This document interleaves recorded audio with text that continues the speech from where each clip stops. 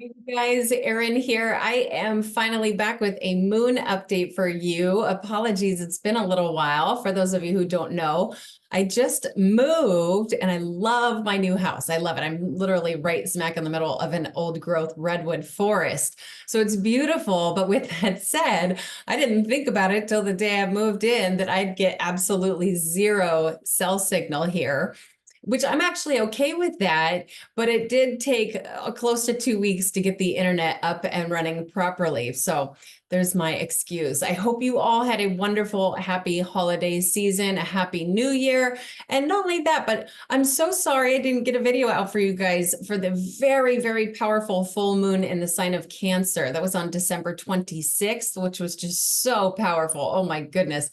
That was a really powerful peak of a growth cycle for myself, and I hope it was for you guys as well.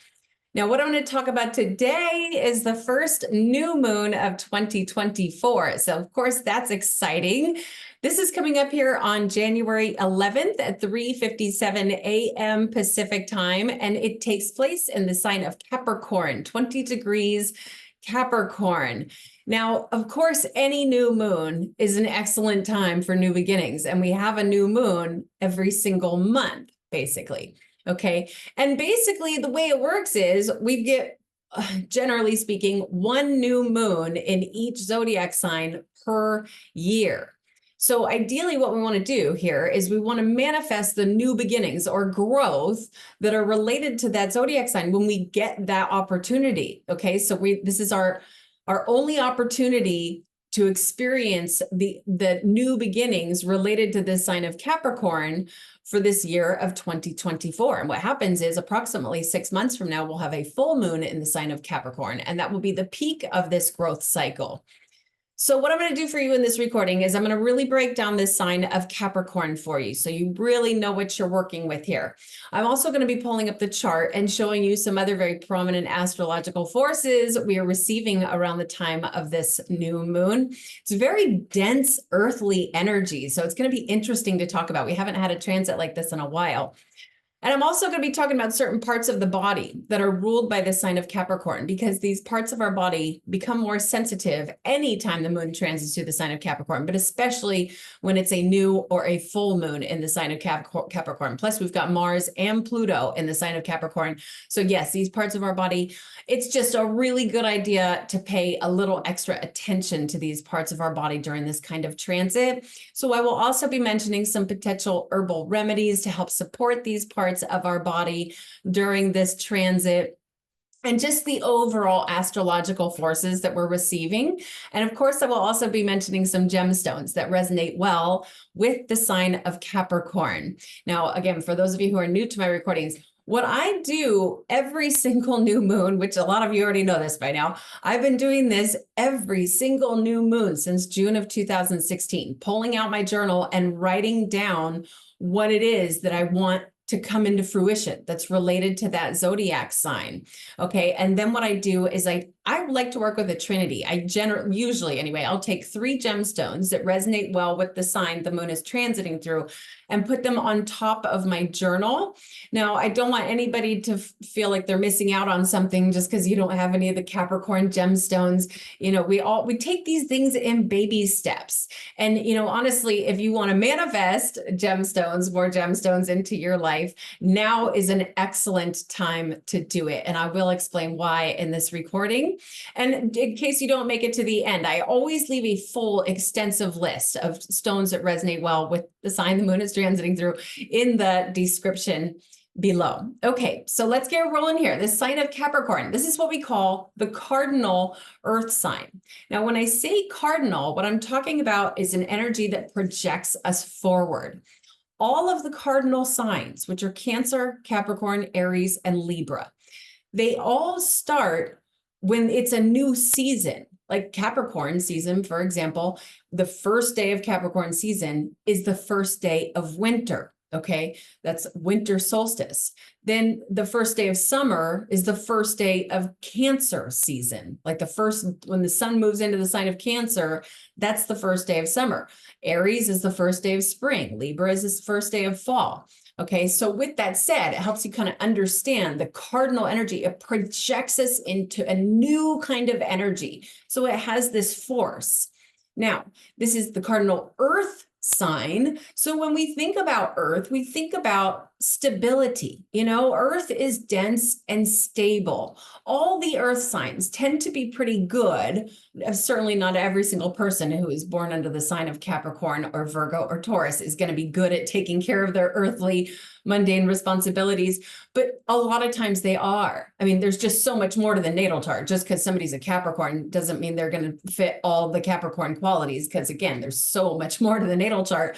But the sign of Capricorn in and of itself really is very much associated with working hard, okay? Our earthly responsibilities.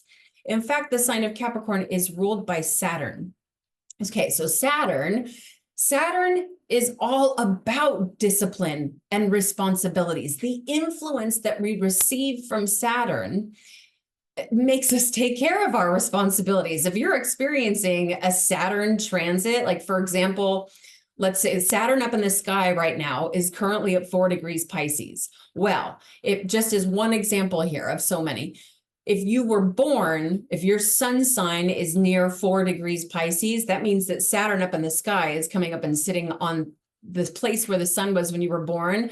And boy, oh boy, that is a transit that will crack the whip on you for taking care of your responsibilities. Generally people, and not only that, but when Saturn goes through somebody's first house, they tend to all of a sudden have this ambition to take care of their responsibilities or be disciplined. Okay. So that's the influence that we're constantly receiving from Saturn. But a lot of times it's more dominant the energy is more dominant for an individual depending on what's going on inside their natal chart.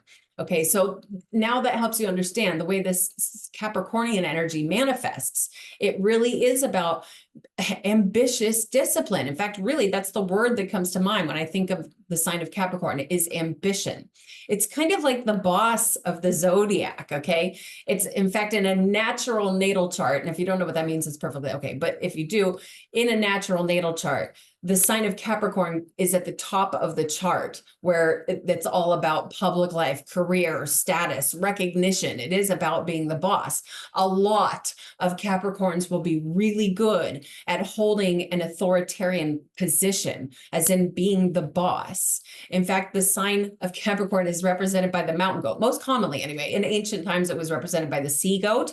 But I do understand that just making that connection with a mountain goat. If you've ever seen a mountain goat climb up a mountain, my goodness, they're so incredibly powerful. They really do just know exactly where to put their foot, but so quickly, you know. And not only that, but the mountain goat wants to make it to the top of the mountain and be the boss. Okay, the sign of Capricorn can tend to be, you know, this energy that wants to climb to the top, and you know, not necessarily in a not necessarily in a bad way where it's like controlling other people. Some Capricorns can be like that, but sure, any other sign can be like that. But it's more just that ambition to get to the top. Okay, so hopefully you're getting the feeling for this Capricorn energy. The motto for the sign of Capricorn is I use. I have also heard I build, which makes sense to me, but the I use, I think, is a little more traditional. Okay, it's using what you have in your environment to build with that. Okay, I happen to know a lot of Capricorns who can build their own business. My goodness. In fact, I just gave a reading a couple of days ago to an individual who was a Capricorn sun, Capricorn rising, and North Node in Capricorn. And this individual made incredible guitars, like gets a lot of recognition for the kinds of guitars that they build. And it just so reminds me of the Capricorn energy, building something. Okay, so really, what do you want to build for yourself in this year of 2024? What do you have to use, to work with, to build that right now? Okay, now this is in part why I'm talking about If you want to manifest more gemstones, work with what you've got right now. Go find a rock outside if you don't got any, and, you know, tap in with that rock. That's exactly how it started for me. That's exactly how it started for me. Once I really started to understand the power of minerals, I actually went out for a hike around my property and I found a really pretty rock and I started working with it and I started manifesting more things. And now I've got more crystals that I know what to do with, but I love them. They're so special to me. And not only that, but I'm not somebody who just goes out and buys crystals all the time. Of course, I bought some crystals, but a lot of times I'll barter people readings for crystals, or I get a lot of gifts, you know, for crystals. People will send me crystals as a thank you gift. And just, that's it. I manifested it, and I know you guys can too. So there's that. This is a perfect time to do that. Not only that, but this sign being ruled by Saturn, I'm going to talk about this a little bit in this recording. Like, again, this Saturnian influence. Saturn actually rules over the structure of crystals forming. Okay. It has a lot to do with minerals coming together and becoming a rock. Okay. And that's Saturn's rulership. And Saturn is Capricorn's ruler. So again, this would be a wonderful time to be writing down in your journal. I mean, honestly, I know not every single one of you who's watching this video is actually going to really pull out your journal and write these things down. But I kid you not, it's like rule number 1 for manifesting. You write it down. And personally for me, oh boy, I'm going to get carried away. I'm going to start talking about things that are going to bore some people, but will intrigue some other people. I write it down in my journal as if it's already happened. I always write it down as thank you for aligning me with more crystals. You know, that's a super generalization here. Instead of saying, please give me more crystals, I say, thank you for aligning me with that. Okay, so there's that. Okay, so again, how do you want to grow in these ways? Now, something else I'm going to mention here. If you are somewhat familiar with your natal chart, it is so massively beneficial to understand which house in your natal chart. Okay, these little things that look like a slice of pie. I'll pull up the chart in a minute here. If you know which house in your natal chart the sign of Capricorn comes through, if you're using whole sign house system, then all you got to do is look to see which house the sign of Capricorn comes through. Okay, which I generally use the whole sign house system for these lunar transits. I use other house systems. I actually really will use Placidus a lot of times, and or Coke, and then I'll also use Regiomontanus for it. Just depends on what kind of astrology I'm doing. But these lunar transits, I personally like working with the whole sign house system. If you don't know what I'm talking about, that's perfectly okay. I don't mean to, overstimulate somebody's mind and make them make you lose interest in what's going on here, because there will be a lot of things. If you're new to this stuff, there will be a lot of things that will be easier to follow along with. But I like to drop some, little golden nuggets for those of you who've been studying this stuff for a while. Okay, so if you're using Placidus, which I know a lot of people do, then you're going to need to see where 20 degrees Capricorn comes through your natal chart, which house, okay? Because it could be coming through your house of karma, your house of physical health, your house of career, your house of money, your house of relationships, your house of communication, your house of transformation, all these different areas of your life, that it has to be coming through somewhere in your natal chart. We all have the sign of Capricorn somewhere in our natal chart, regardless of whether we have any planets in there. Okay, it's an area of our life where it specifically manifests through. Now, if you've had a reading with me, of course, you can go back. I don't record the session unless the client wants me to, but of course, most people do, because the recording is so beneficial to go back and review. But you can always go back to that recording and look to see which house in your natal chart this is really manifesting specifically for you. Okay, not only that, but do you have anything near 20 degrees Capricorn, or maybe opposing that near 20 degrees Cancer, or maybe trining that near 20 degrees Virgo, or geez, if you got anything near 20 degrees Taurus, that thing is getting lit up right now. So let's go ahead and pull up the chart and go into all the reasons for this. All right, so again, this peaks at 3:57 a.m. Pacific time on January 11th. So if you are in a different time zone, you might want to see exactly what time this manifests for you specifically. I like to pull out my journal a few hours beforehand. That's generally what I do. Sometimes it just comes out differently, but that's when I've had my greatest results, when I write in my journal especially new moons, man. The full moons are for That's the peak of the growth cycle. That's when we pull out our journal and share our gratitude for the growth that we have experienced, and also time to let go of things that are no longer working with us related to that zodiac sign. The new moons are my favorite because that's the time for new beginnings. Okay, so for those of you who are new here, I work with geocentric Western astrology. So what we're looking at here is basically a snapshot of the tropical zodiac for the time of this new moon. Okay, now these guys right here, these symbols right here are the symbols for the celestial bodies. Okay, like here's the sun and here's the moon.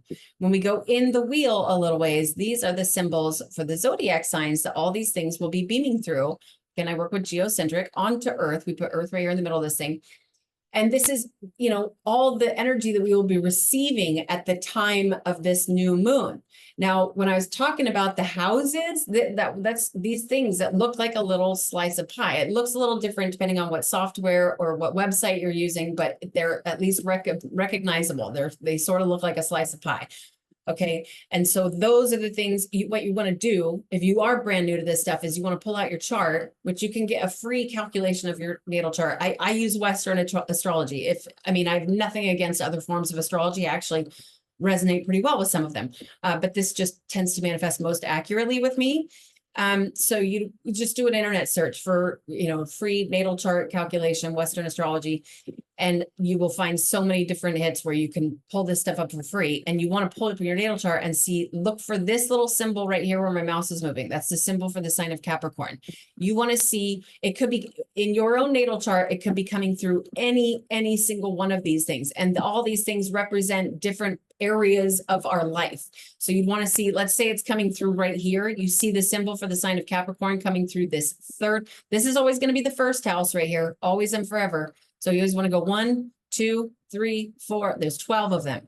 Okay, so this right here is the third one. Let's say, for example, you see the symbol for the sign of Capricorn in this third house. Okay, that third house is the house of communication. So with that said, this would be about manifesting new beginnings. Maybe you want to have more authority with your communication skills. Maybe you want to speak with, you want to build something that involves your communication skills.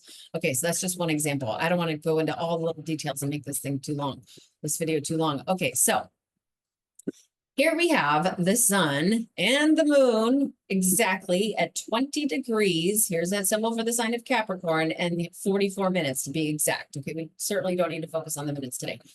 But the sun and the moon, every single time we have a new moon, it's the sun and the moon. It means they're in the same spot. It means they're in the same exact degree and then to the same minute in the same zodiac sign. And if you're totally new to this stuff, the way it works is the sun goes around this thing every single year. Okay, the sun goes around this thing counterclockwise every single year. Well, the moon goes around here every single month. Okay, so the moon goes much faster. That said, the moon catches up to the sun every single month, and that's when we have a new moon. Now, it's the sun, using Western astrology, the sun is the father, the moon is the mother. It's like they come together every month, or month, by the way, the word month actually comes from the word month, okay? They come together to create an energetic baby. The mother and the father come together to create this new energy that grows over the next 6 months, again, until we have a full moon in the sign of Capricorn. Of course, we're always experiencing all kinds of growth cycles. So some are just purely based off your own natal chart, your progressions. But this is something that's so powerful that it truly is magic.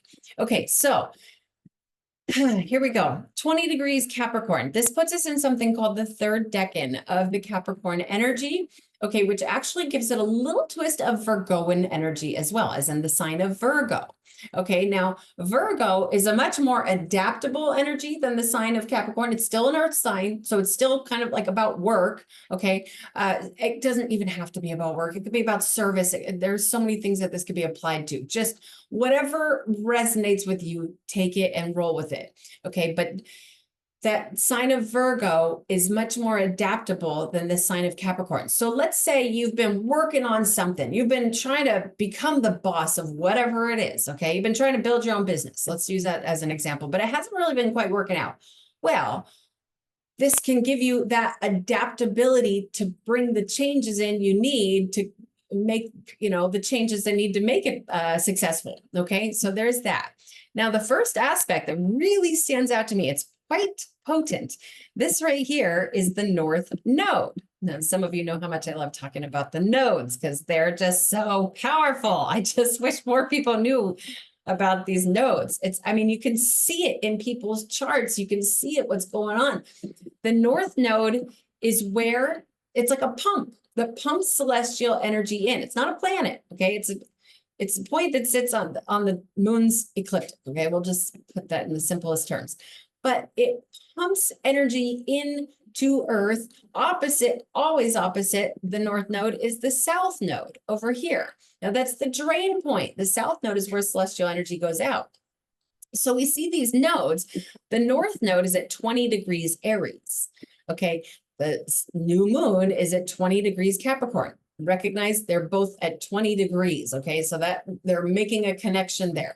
This specifically would be a square. These red lines that are, here's the sun and the moon, these red lines that are going over to the North Node, those are approximately 90-degree angles. It's like the sun and the moon, the new moon, is having a conversation with the pump that brings celestial energy in. And by the way, some of you might be familiar with the term Rahu. Okay, the North Node is also Rahu. The South Node is also Ketu. Okay, so that square, that 90-degree angle, that conversation that's going on here is like, it definitely can create some internal tensions. Squares generally are not necessarily a fun aspect, but they do have a tendency to make things happen, okay? Sometimes a force. Sometimes it almost feel like a blockage because the force is so strong. I know that sounds contradictory, but as somebody who's been, watching this stuff unfold for so long, that's what it's like. It's really it's a strong conversation going on here. So where I'm going with this is that the North Node going to the sign of Aries. Aries is the cardinal fire sign, the warrior of the zodiac. So the pump is going through the sign that's like the warrior of the zodiac and having this conversation to force things happen with this new moon. Okay, now up here we have the South Node at 20 degrees Libra. That's again the drain point. Now the sign of Libra, the sign of Libra is really like the sign of balance. Okay, balance, partnerships, fairness. It's a lovely energy. In fact, I'll talk more about it a little later on, but let's for now just get the point across here that I'm trying to make. That this square that's going up here, these red lines, that can push out what's not working for you. That's like, okay, let's the Aries warrior energy, bringing it in, pumping it in, hits the new moon. Oh, new beginnings. Okay, but also what's got to go here? What's got to go? Maybe potentially a partner, a business partner that isn't working out. That's just an example. But that conversation that's going on between the nodes and this new moon is very, very powerful. And it's all cardinal signs. So it's like extra forceful. Okay, now the next one that I want to point out, this right here is Uranus, which Uranus is very abrupt. Okay, Uranus brings revolutionary changes. Uranus, it rules over things like technology. Like if you think about the rapid, pace that technology is changing at, that's very Uranus energy. Okay, Uranus is like, zappy, I'm going to make this happen. Abruptly, it's spasmodic. Uranus is very spasmodic. Not only that, but Uranus is in retrograde. So in fact, Uranus is the only the only planet that's in retrograde. The nodes are almost always in retrograde, but Uranus is really the only planet that's in retrograde. But Uranus works very, very zappy, very very spasmodic while in retrograde. Okay, now here we see the symbol for the sign of Taurus. So Uranus has been going through the sign of Taurus since 2018. It's basically going through there all the way until the middle of 2026. In 2025, Uranus will peak into the sign of Gemini briefly, but then retrograde back into Taurus until the middle of 2026. Now, the sign of Taurus, this is like the earth of the earth signs. This is the fixed earth sign that doesn't want to be zapped, okay? If you picture like the most stable, sturdy, in fact, Taurus is the bull, okay? It doesn't want to budge. So it's like the strongest, thing you could ever imagine, but it's getting electrocuted while Uranus is retrograding through Taurus. But overall, this sign of Taurus, also an earth sign, it's harmonizing with this new moon. That's what these blue lines are. Those are called trines. They're approximately 120 degree angle. And so there we have the abrupt changer going through another earth sign in a very powerful way while in retrograde. But like, hey, let's make this happen with a little more comfort. Okay, so there's that. That's actually quite a compliment to this new moon. It is a little bit, again, abrupt, but it's also because they're harmonizing together. And in fact, let me just touch on this really quick. So the sign of Taurus is really like the sign of money. It also can be very strongly associated with food. The sign of Taurus actually rules the taste buds, the mouth, okay, and the throat. But when we think of, if you were going to say what zodiac sign has to do with money, it's definitely the sign of Taurus. Material possessions, like working hard to obtain, good finances so that you can buy nice things. That's very Taurus energy. Not to say everybody's a Taurus, it's going to be like that, but that's very much the sign of Taurus. Now, with that said, with Uranus, the abrupt changer going to the sign of money, I really do, I've said it before and I'll say it again, I really do feel pretty confident in saying that there's going to be some changes in our financial system between now and the middle of 2026, some probably pretty powerful ones. And in fact, they might even happen later on this year. And let me point out why really quick. Okay, so this right here is Jupiter. Jupiter is going through Taurus as well. So Jupiter is the great benefic. Jupiter, generally speaking, brings things that are of abundance, luck, wisdom, philosophy. Okay, wonderful energies we receive from Jupiter. Jupiter can also, Jupiter rules over fat. Okay, all kinds of fat. Of course, there's really good fat out there. There's, olive oil. And I always try to make sure that I'm getting high quality. In fact, I'm just going to drop another little gold nugget for you guys here. If you're buying crappy olive oil, it's not actually good for you. It can actually be quite toxic. I learned that from Dr. McCullough in 2017. But if you get, organic, higher quality olive oil and just use a little less, yeah, it's more expensive, but just don't use as much, I guess, is my only answer to that. But it's really, really, that's an excellent fat. There's grapeseed oil. There's all kinds of really good fats out there. Avocado fat is fantastic for us. But of course, there's a lot of really bad fats too. Okay, so going through the sign of Taurus, which rules the taste buds, and the sign of Taurus is very strongly associated with food. This could potentially, for some people, certainly not for everybody, but if it is hitting something in your chart, if you've got something, say your sun, especially your Venus in Taurus, I'd say if you've got Venus in Taurus, there can be this tendency to expand at the waistline because Venus rules sugar. All of a sudden you're wanting to eat, cakes and pies and things like that. So, Jupiter, for the most part, Jupiter is a very beneficial energy, but nobody's perfect, right? Not even those lights in the sky. But overall, when Jupiter later on this year, I think it's a couple of months from now, I don't know the exact date, but what's going to happen here is Jupiter is going to move forward and go exactly conjunct with Uranus. They're going to be in the same spot. Now, when any two planets or celestial bodies or celestial points come together and are in, within a few degrees of each other, they blend together and work as one. So here we have the abrupt revolutionary changer, the one that's, ruling over technology, and all of a sudden Jupiter comes up and hits that Uranus. Going through this sign that rules over money, it very well could be like, whoa, something really abrupt, because Jupiter, anything Jupiter touches, he has a tendency to make it bigger, make it a bigger deal. Okay, so there's that. Now let's talk about the rest of this Capricorn energy that's going on. Let's start with Mars over here. So Mars going through Capricorn. Wahoo! This is a great placement. Mars exalts, meaning works with his greatest strength in the sign of Capricorn. Mars influences dominance, aggression. He's the planet of war, right? I don't mean to make Mars so bad, because we need Mars. Mars is really what makes us take action, what makes us go do what we got to do. Mars rules our adrenal glands and our muscles, the things that are like, gotta go to the gym or whatever it is. And he's fast and furious, okay? Mars is.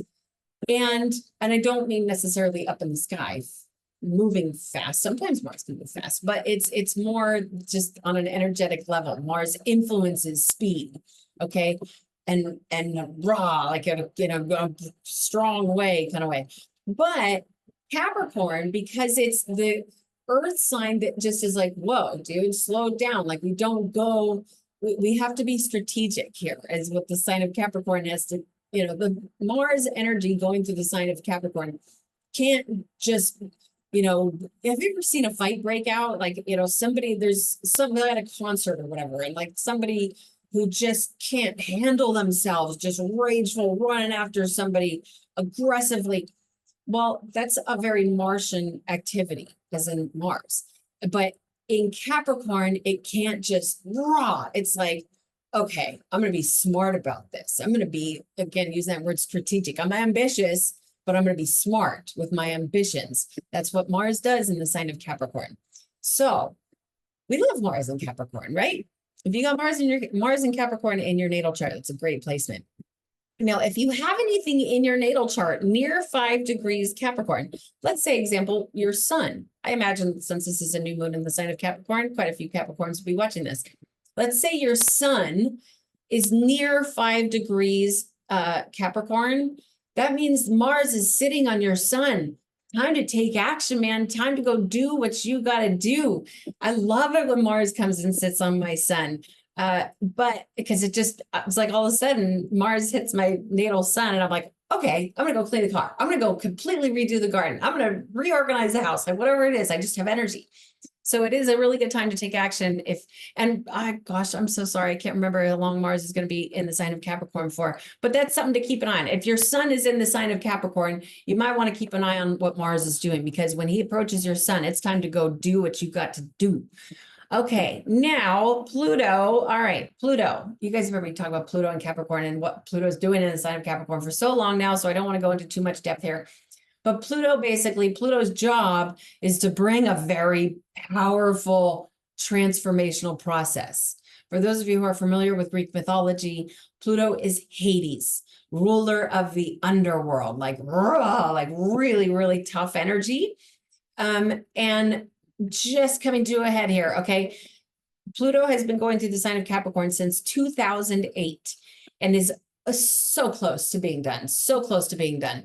And this sign of Capricorn, I know every Capricorn out there has been through some kind of a very powerful transformational process sometime between 2008 and now.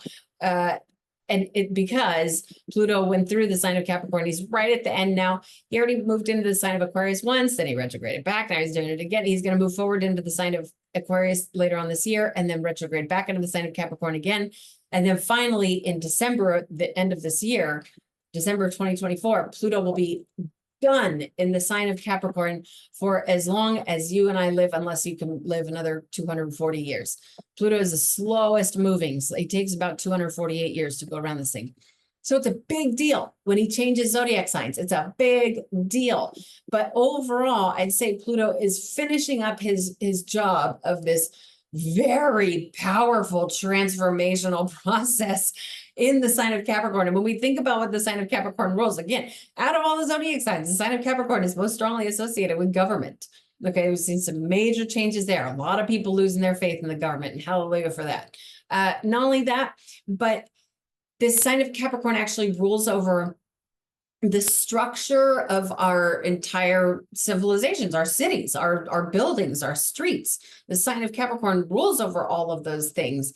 And Pluto has created some very powerful transformational processes with that as well. Think about since 2008, far less people actually going out into the cities to buy what they need to buy. Most people are buying their stuff online these days.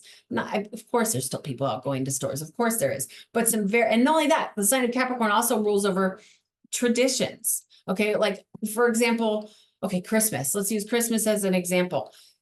A lot of people, it's a tradition. Okay, in fact, Christmas lands in Capricorn season. A lot of people since 2008, especially in 2020, because it wasn't just Pluto in Capricorn in 2020, it was like Mars and the South Node. I think Mercury was, they were all bundled up in the sign of Capricorn, and the sign of 2020 was like, oh my God, that played a huge role in what happened in that year. But anywho, a lot of people are not celebrating Christmas like they used to. There, a lot of people, of course, some people still are, of course there are, but a lot less of them. A lot less people are going out and getting a Christmas tree and having the family over and exchanging presents. A lot of people are just like, you know what? We're not exchanging presents this year. Or you know what? We didn't get a tree this year. We don't want to kill trees anymore. We don't want to take down trees. Some people are getting living trees, trees that are still alive and then going to plant them afterwards. They don't always live. I tried that one before. But a lot of changes going on with our traditions, transformational processes going on with our traditions. And so Pluto's almost done with that. And I'll talk a lot more about this as the year goes by, because when we get really close to Pluto going in, oh gosh, let me tell you this as well. The elections coming up this year. Pluto's going to be, when we talk about the 29th degree, that's called an anaretic degree. I apologize if you've heard me talk about these things before and it's repetitive, but for those of you who are new, there's only 30 degrees in each zodiac sign. So when it gets to the 29th degree, things are raw, like extra powerful. Okay. Sometimes dangerous. Sometimes it's even called the danger zone. So Pluto's going to be at the 29th degree. I believe it's in November, like right at election time. And because he's already at the 29th degree, but he's going to move forward and he's going to retrograde back. So I think he's going to be at 29th degree in retrograde potentially in November. I'm not exactly sure if I'm right about that. I know he's going to be at the 29th degree though. So in the sign that rules over government, we've got the ruler of the underworld, okay, right around election time. And not only that, but the south node here, I'm just going to point this out now, and then we'll get the south node out of the way. So again, the south node is the drain point. The sign of Libra is the sign of justice and fairness. It's like represented by the scales. And we've got the drain point going through the sign of justice while the elections are going on. It's just a total abomination, but that's all right. I really do feel like we're all going to be just fine. Okay, now let's head up here to Venus going through the sign of Sagittarius. So Venus, she's the influencer of love and beauty and everybody getting along. Like when I think of a Venusian energy, I think of like a bunch of just attractive people having a lovely conversation, maybe reading a book together or drinking some really good wine or, but it's also, Venus also represents any female except for mother is moon, but a sister, a best friend who's a female, anything, a neighbor who's a female, that's Venus is what she represents. She's a lovely feminine energy. Okay, now she's going through the sign of Sagittarius, which Sagittarius is like the sign of optimism. It's the sign of adventure. It's the mutable fire sign, meaning it's very, very adaptable, fiery energy. Okay, it's got a lot of people. In fact, I used to hang out with a friend a lot who had like 4 or 5 planets in the sign of Sagittarius. And she was always doing something. She had to go, she'd be like, I don't have time to go sit down and drink tea. I got to go do this. I got to get back to the gym. I was already there at 6. I got to go back, like that sort of thing. And as a Sagittarius rising, I do get that. I really do understand that. I a lot of times, like I can't sit and watch a whole movie. I get really like, I got to go do something. And that's that sign of Sagittarius. It's fun energy. But Venus, she's a little revved up right now. Okay. She's a little bit excited, I think, in the sign of Sagittarius. If that's hitting some in your chart right now, that could be a romantic time for you potentially. But it so much depends on your own natal chart. Do you have anything near 15 degrees Sagittarius? If you do, Venus is sitting on that, whatever that is. Sometimes a new female will come into your life, or sometimes somebody will show up again with like a really good bottle of wine or some sweets or something, something that's like homemade cookies or something like that. Venus, again, she rolls sugar. Something like that can happen, especially if you've got your sun near 15 degrees Sagittarius. Okay, now we've also got Mercury going through the sign of Sagittarius. So Mercury is the ruler of our mental function, okay? You are receiving information right now as you are listening to me talk. Okay, you're receiving information no matter what you're doing. You could just be staring out the window and you're still receiving information. That's your mind taking stuff in. Now, that's Mercury's job. He takes the information in and he files it away somewhere into our consciousness. Let's say you are watching this right now and tomorrow you want to go tell your friend about it. You want to be like, oh, guess what? I was watching this lady on YouTube and she says there's going to be a moon in the sign of Capricorn on January 11th. Well, that's all on Mercury. Mercury brought the information into your consciousness. But then when you wanted to tell somebody about it, you went in and found that file and brought it back out so that you could communicate it. Okay, Mercury is the messenger of the gods. He's a huge influence on our communication skills and just our overall mental function. Okay, so he's going through the sign. I shouldn't say he. Technically, Mercury is, I've gotten, people have said stuff about this. Technically, Mercury is considered a hermaphrodite. Mercury is, in Greek mythology, Mercury is Hermes. Hermes Trismegistus, which was, Hermes was considered a hermaphrodite, okay?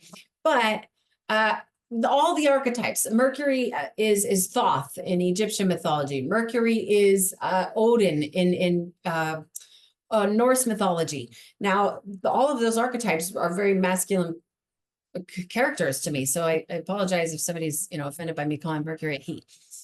But that's what I see. Okay, so sign of Sagittarius, again, fiery neurons going crazy kind of energy with Mercury going through the sign of Sagittarius. Again, not everybody is going to experience that. But let's say you have your sun or your moon or whatever, and something prominent in your natal chart near 27 degrees Sagittarius, and all of a sudden Mercury, the ruler of mental function, comes up and hits that thing. Okay, then all of a sudden neurons are like, because that's what Mercury does in the sign of Sagittarius. It's a fiery, fun, optimistic energy. But also, I will say this too: the sign of Sagittarius is very much about seeking wisdom as well. Has a lot to do with kind of far beyond just what you learn in your public school book. It's the sign of Sagittarius is more like, I need to go out and see the whole world. I need to go out and see how other civilizations live, how other cultures live, that sort of thing. So maybe if you got something in Sagittarius, that also might be getting fired up. Okay, where should we go next? Let's go to Saturn. So Saturn, he's obviously a very strong key player for this transit because he rules the sign of Capricorn. So he's kind of like ignited, okay? But not really so much because he's going through the sign of Pisces. So we talked about Saturn. Saturn's Kronos in Greek mythology.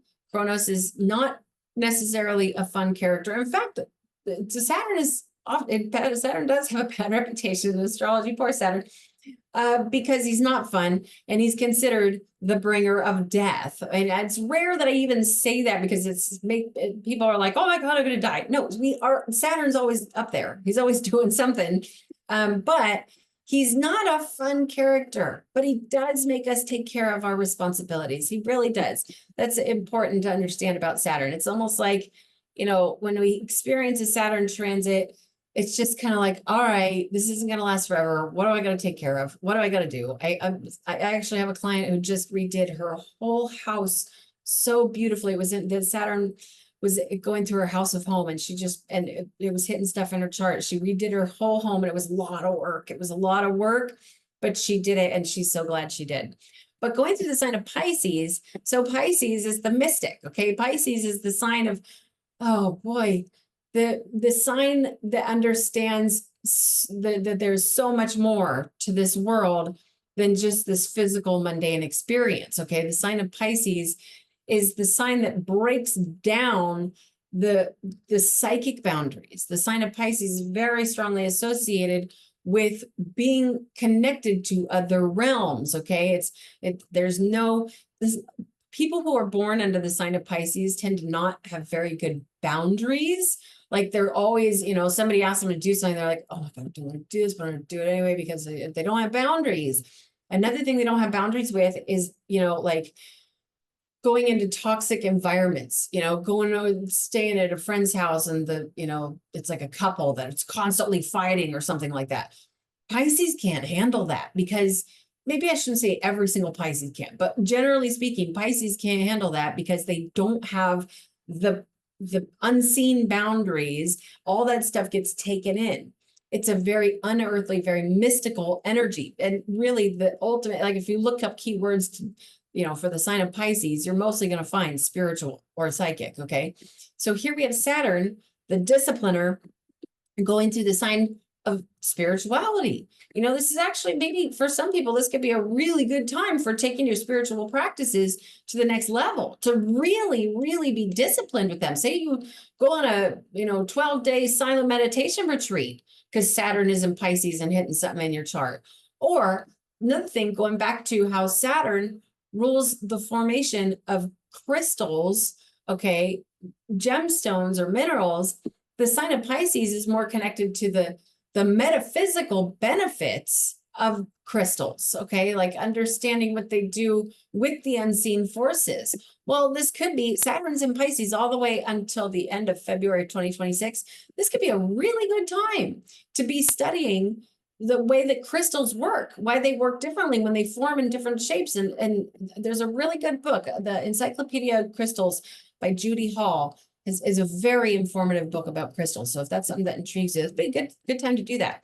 But here we've got Neptune going through Pisces. So Neptune rules Pisces. Neptune is what makes Pisces this like mystical sort of daydream land sort of. It's Pisces is the fish, the two fish that are want to swim different directions, like constant shifting of emotions, shifting of emotional currents, all sorts of things. And that all comes from Neptune. Neptune is the one that breaks down our psychic boundaries. And that's why Pisces is like that. Okay, so for a lot of people, this is a deeply, deeply spiritual transit. If you've got something near 25 degrees Pisces, I'm saying anywhere between, let's say, 22 and 27 degrees Pisces, Neptune is on that thing. And it is a really, really, it's like you're probably having, strong intuitive thoughts come through, or even really like potentially psychic, like full on psychic capabilities, depending on what other stuff is going on in your chart. So that's beautiful, but it is also so unearthly that it's difficult. If this is, let's say your sun is near 25 degrees Pisces, sometimes there can be a desire for escapism. Like this physical realm is just too much for me to take. I got to get out of here. I'm going to drink alcohol, or I'm going to, take some sort of, opiate drugs or something like that to just escape, which is obviously not necessarily ideal. I have nothing against at all doing things that bring us into an altered state of consciousness and escaping for a little while you're, on a trip, but only if it's done in a healthy way. Okay, so there's that. Be mindful of that. All right, now let's see here. Did I not? Let's talk about Chiron real quick. So Chiron, the wounded healer here. Chiron, yes, he could influence wounds from early childhood development, but he's overall wants us to heal. He's the wounded healer, okay? Wants us to heal, and going through that warrior sign of Aries. Aries is the sign of self. Aries is like, I got this. I'm going to do this. So for a lot of people, this is, I mean, really for everybody, but especially if you've got something near 15 degrees Aries in your natal chart. Aries is like, Chiron is like, let's heal these wounds. Let's heal these wounds that have been there since we were 3 years old, sort of thing. A lot of times, if you're experiencing a Chiron transit, it's like memories of childhood trauma will come up for you that you completely didn't even realize they were there. That's the kind of thing that Chiron will do. Okay, so I think we covered everything here. Let's move on to body parts. Okay, so body parts. The sign of Capricorn really rules the knees. If you look up body parts for the zodiac signs, you're going to see Capricorn rules the knees, which of course it does, but it rules a whole heck of a lot more to us. I will say this, if you have knee problems already, you might want to be very, very careful of your knees. It's so interesting. Just recently, over the past couple, I don't know if it's just because I was lifting heavy things and moving and doing all kinds of stuff, but also the fact that it's cold. It was like 30 degrees outside this morning, and I'm 45 years old, but my knees have just felt, I was like, oh boy, is this arthritis or something? Just my knees really started to feel like they just didn't want to bend as easily. And that could be happening for several of you out there.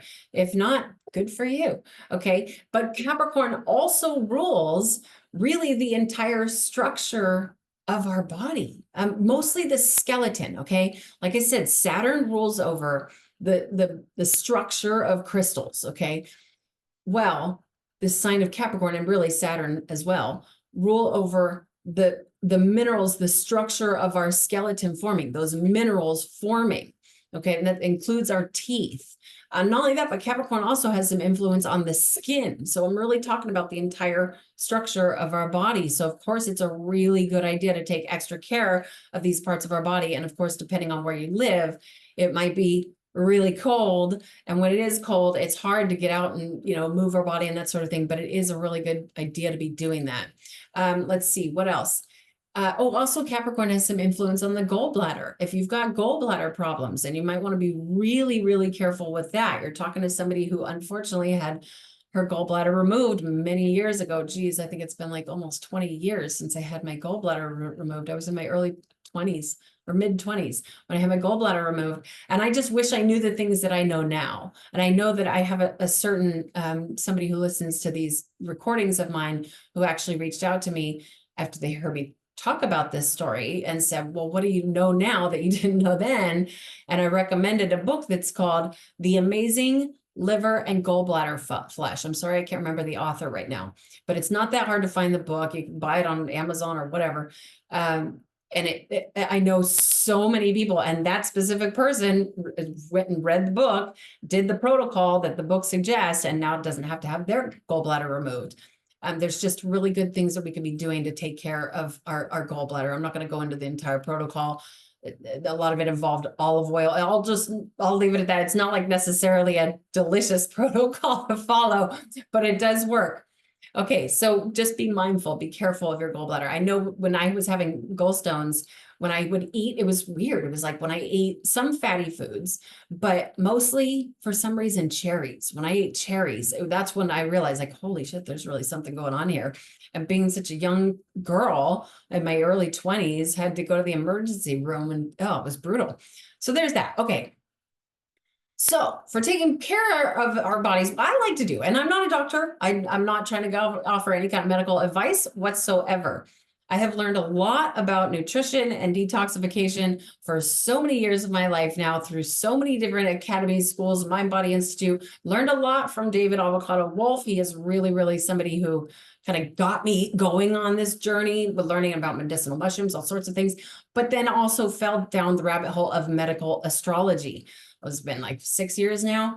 So understanding the connection of nutrition and detoxification mixed in with the study of astrology, it all makes sense. And it's all such incredible information. So that's where I'm coming from, but I'm not offering any kind of medical advice. Okay. So, I think what is probably most ideal, that would be kind of like a generalization. What I will be doing is I'm going to start with mullein. Okay, mullein is a gorgeous plant. It's huge. I actually feel like I hope this doesn't get too long, but I do have a funny story about mullein.